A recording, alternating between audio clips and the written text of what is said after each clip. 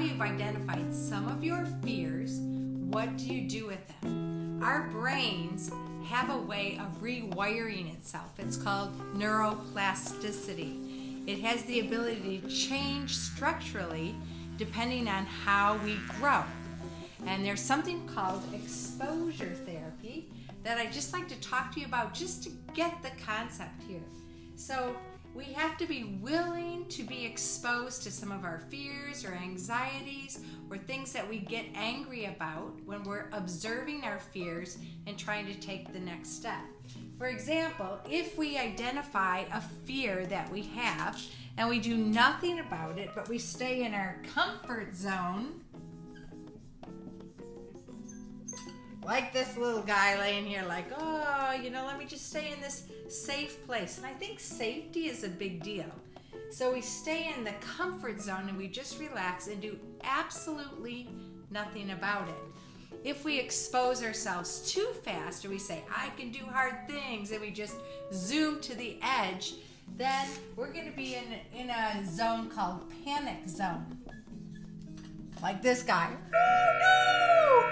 So it'll be too hard to go from comfort and doing nothing about the problem to panic. Where we want to actually be is in the grow zone, or this is a time to learn or to heal. If it's emotional, if it's a physical, if it's something that you can actually see, or it's more of an internal emotional fear or pain that you have.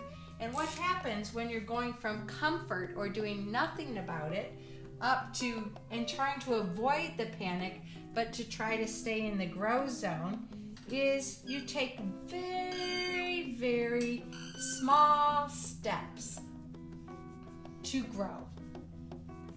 And some of those steps can just be, first of all, if you've identified your fear, you've already taken that first step.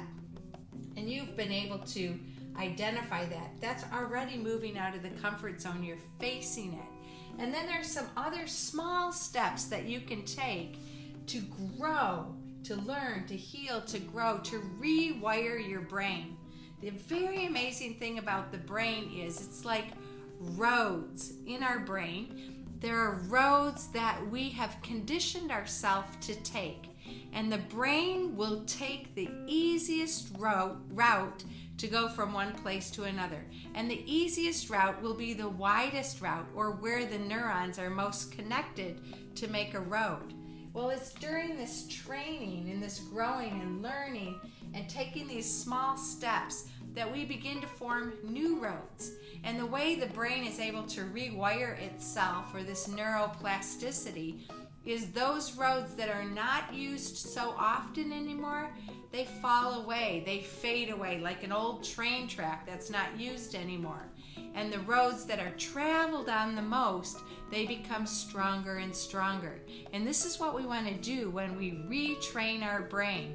Not too fast to jump to the panic zone, and not too slow to do nothing and just stay in that comfort zone, but to grow in those areas that we identify, observe our fear, and be able to take those steps necessary to grow past. So let's look at some of those steps and examine what we need to do. So if we're going to move from our fears up to a growth, where we can learn and heal from those fears and they're not going to paralyze us anymore, what can we do? Well, we can start off by listing your fears. So just like Dan did, he listed his top 12 fears. And I'm going to just use, for example, one of my real fears, and it's rejection. This is actually my anti-passion as well, but it is a fear. And then for each of your fears, give it a number from 0, as in no fear or no anxiety, to 10, very high.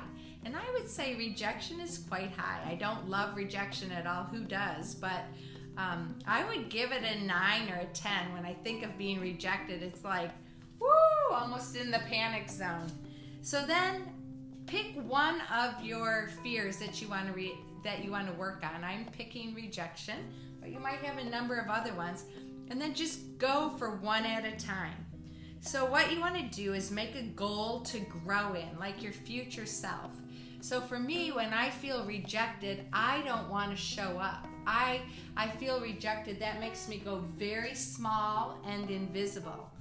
And really my goal is to be fully alive with people and to show up using my gifts and my strengths and my abilities. So that's what I want to grow. That's where I want to get to up here. So what do I do about that? There's a few things you can do in this exposure idea here. Expose yourself to, for example, in me, to rejection.